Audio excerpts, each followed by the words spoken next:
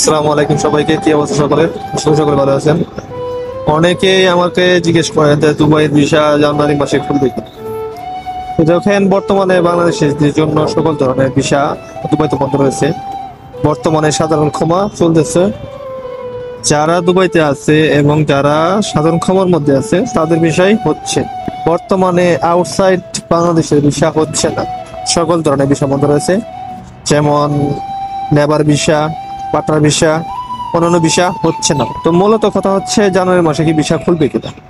বর্তমানে এমএনএসটি চলার কারণে সকল ধরনের ভিসা বন্ধ রয়েছে। এমএনএসটি শেষ হওয়ার পরে বলা যাবে যে বাংলাদেশের জন্য ভিসা খুলবে কিনা। তাছাড়া কেউ বলতে পারবে না যে বর্তমানে বাংলাদেশের ভিসা খুলবে কিনা, কারণ দুবাই সরকার কখন ভিসা খুলবে তার কোনো নিশ্চয়তা নেই। জানুয়ারি মাসে খুলবে কিনা সেটারও কোনো নিশ্চয়তা নেই। তাই জানুয়ারি মাস পর্যন্ত অপেক্ষা করাই লাগবে। জানুয়ারি মাস আসার পরে বলতে পারা যাবে বাংলাদেশের জন্য ভিসা খুলবে কিনা। ধন্যবাদ সবাইকে, আশা করি সকলে ভালো থাকবেন।